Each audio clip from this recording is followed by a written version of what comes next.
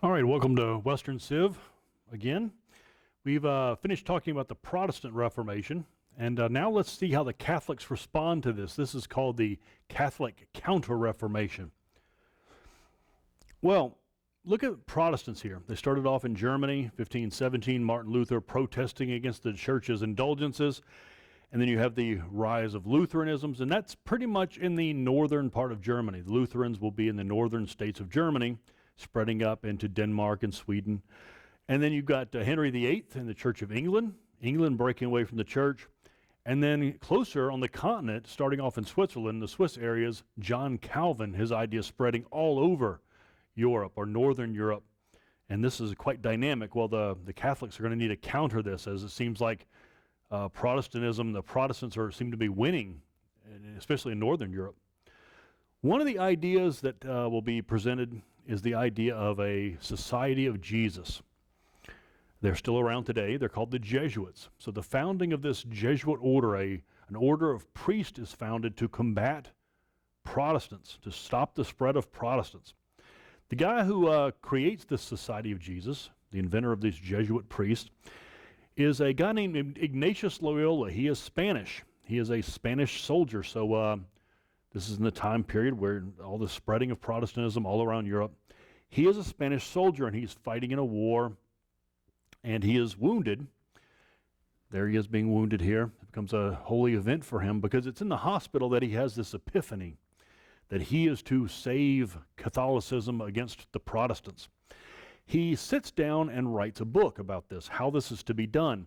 The book is called The Spiritual Exercises, How to Train Your Mind Like a Soldier. It's a military book, except the war will be fought for souls.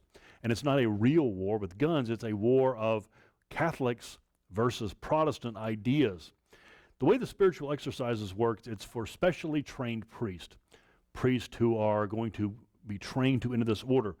It's going to be a very elite group. These guys will be the stormtroopers on the fighting front lines against Protestantism. They're going to be teachers. This is the idea, is that Jesuits are going to be teachers. They're going to go into the schools and,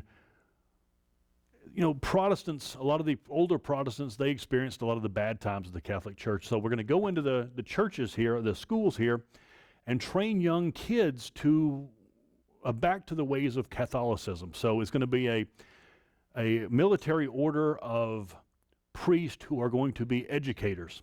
You'll need to have to pass a test to be able to become one of these teachers. You'll need to be fluent in different languages and be a really excellent teacher to present the best side of Catholicism.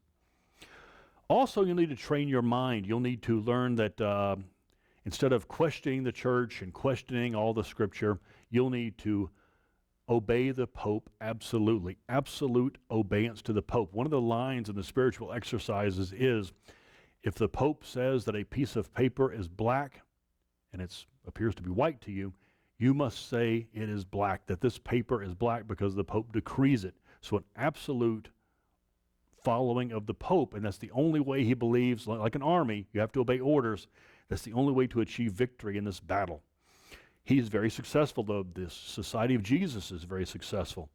They will begin training these priests to combat Protestantism. In fact, so all over Europe, you will see these priests. In fact, they will be very successful, especially in the German states, as they begin to become tutors of German princes.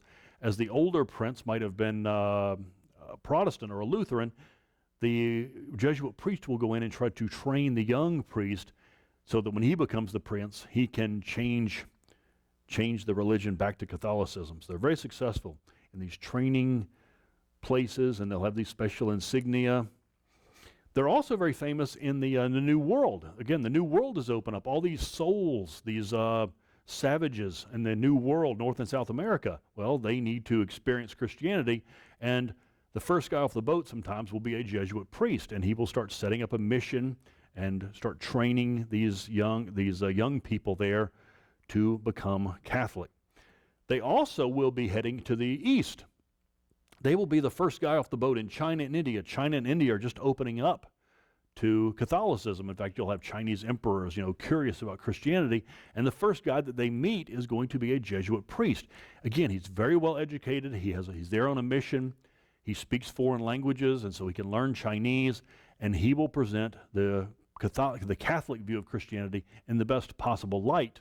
In fact, they're very successful when Chinese and Indians run into Protestant ideas, they will view it as heresy, that they will accept the Catholic view of things. So the Society of Jesus, very successful, still around today. Not quite as militant as they once were, but in the 1500s and 1600s, these guys will be in the front lines of trying to turn the tide of Protestantism. Another idea is the idea of Inquisition. If somebody brings a heresy idea up, then let's force them to recant that through an Inquisition. Well, where does the Inquisition start? The Inquisition starts in Spain. The Inquisition started in Spain in the 1480s as the reconquest of Spain. The Muslims had come up from Africa and claimed Spain, and now here in the 1400s you will see the Christians begin to drive the Muslims to the south. This is called the Reconquista.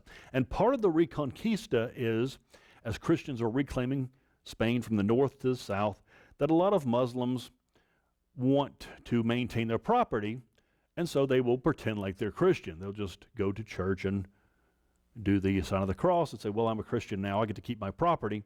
And so part of the idea is to find out if they really are Christians and to put them to the test, the idea of an inquisition, questioning the faith, and can you hold up under torture even?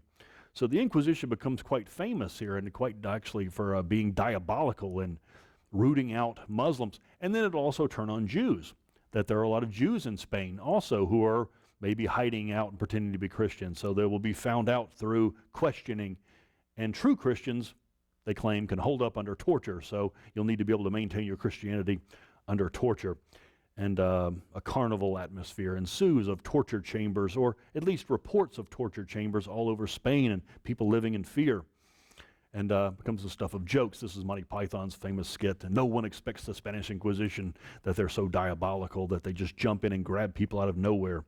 So again, it's up for debate as to how much actually went on, whether or not it was just an atmosphere of just torture everywhere, or just kind of an atmosphere of fear generally. So again, the victims of this are going to be Jews and Muslims who are pretending to be Christians. They're called conversos, Jews and Muslims who converted, and this is a way of testing their true Christianity. And if one of the views of this is just simply just to deprive Jews and Muslims of property. If you're a Christian and you want some Muslims' property, well, you can just call in the Inquisition to find out whether or not they're truly Christian. Of course, they'll go into a torture chamber and never come out, and their property will be up for grabs.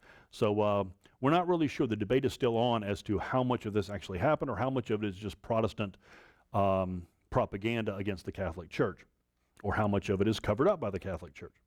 So that was originally done against Jews and Muslims, and then once they're gone, the Jews and Muslims are out of Spain by 1492, the church will decide, the whole Catholic Church will decide, well, this was a pretty good idea, it's pretty effective in Spain, and so now it will be turned to the rest of Europe to root out possible Protestants. In other words, there might be Protestants hiding, men like Zwingli, and men like Calvin, who appear to be Catholic and yet are harboring these Protestant ideas, and so now it will be turned against Protestants. Protestants might be called in to defend their faith against torture or against possible heresy.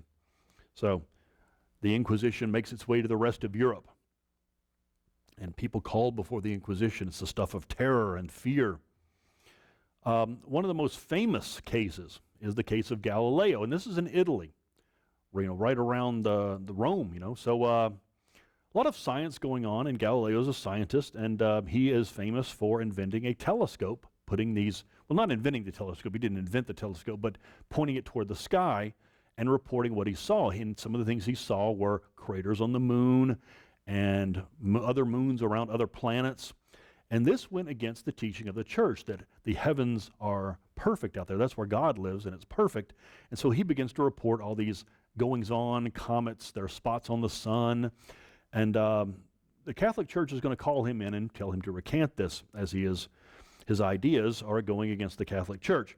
And he actually had a couple of run-ins with the Inquisition. The first time he was called in, they told him to be quiet, and he was quiet for a while, and then he began to publish again, and they called him in and basically threatened him that with death if he did not recant, and he will recant his claims. Although famously, as he leaves the Inquisition, he's heard to mutter about that the earth goes around the sun, that it does move, the earth does go around the sun. Another thing they come up with is the Index of Forbidden Books. Catholics will say that find that Protestant books are out there and they must be destroyed, and so they will come up with a list of books that are absolutely forbidden. If you're caught with one of these books, this could be your death. And so this is the Index of Forbidden Books, books forbidden in Catholic areas or forbidden for a Catholic to own. And of course, if you're a Protestant, this will be a mark of fame. If the Catholic Church deems to put your book on the Index of Forbidden Books, this will make you, as a Protestant, that your book needs to be read by Protestants if the Catholics deem that it must be burned. So it's kind of one of those, kind of a joke among Protestants to actually have your book listed. But in Catholic areas, this is the stuff that, burning of books and fear to be caught with one of these books. Another thing is the Council of Trent. The Catholic Church will call a council together to discuss Protestant ideas. Maybe the Protestants, and this is called by a lot of priests and bishops, that, hey, maybe the Protestants aren't completely wrong. Maybe some of these things, the abuses in the church, need to be done away with. And so the Council of Trent is actually called by some moderates to possibly reform the church.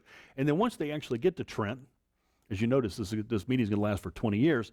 Once they get to Trent, and some of the reformers say, we'd like to maybe look at some of these ideas, the resounding vote is going to be no.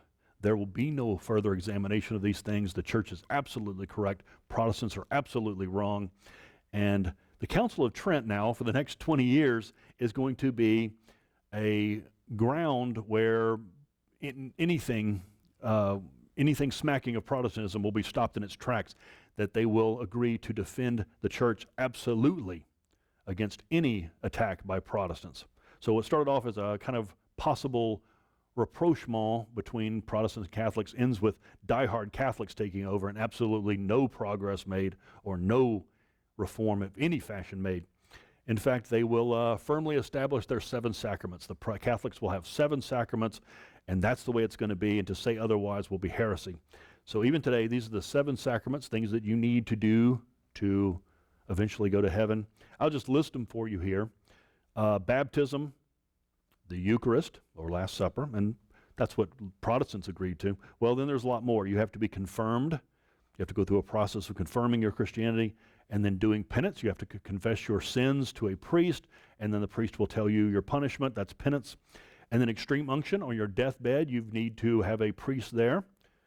And then holy orders. This is things like monks and nuns. So monks and nuns, that gives them in place of marriage. In other words, you need either one of these two at the bottom here. You either need matrimony or you need to join a holy order where you won't be married. So these 7 sacraments are maintained absolutely at the Council of Trent. Another thing they decide is to give more power to the popes. Protestants were protesting that the Pope had too much power, and who does he think he is? And the answer of the Council of Trent is he has absolute power. The authority of the Pope is absolutely affirmed. But not just that. Protestants have been attacking other things, and so these things also will be reformed or maintained, such as the power of saints. Protestants have been protesting against, where did you get the idea that saints can have power? Well, they have power, says the Catholic Church at the Council of Trent. The Virgin Mary, what about that story? And the Catholics will say, yes, she was absolutely a virgin when she conceived. And then other things that Protestants were talking about, that Luther said, all you need is faith. No, says the Catholic Church, you need faith, and you must have good works. You must perform actions for your salvation, notably the 7 sacraments. You can't just claim to be a Christian, that's good enough. So the direct attack, direct response to the Protestants, that it's not a bad pope up there. In fact, he's absolutely good and absolutely powerful. Another thing I just want to mention here is an artistic change. The Catholics will have a artistic change. As Protestants were claiming that the church should be absolutely whitewashed and have nothing inside of it to distract you, the Catholic response will be just exactly the opposite. The church needs to be filled with absolute distractions as a claiming of wealth pouring as much wealth into the church as you can, whereas Protestants were claiming that, that's vanity.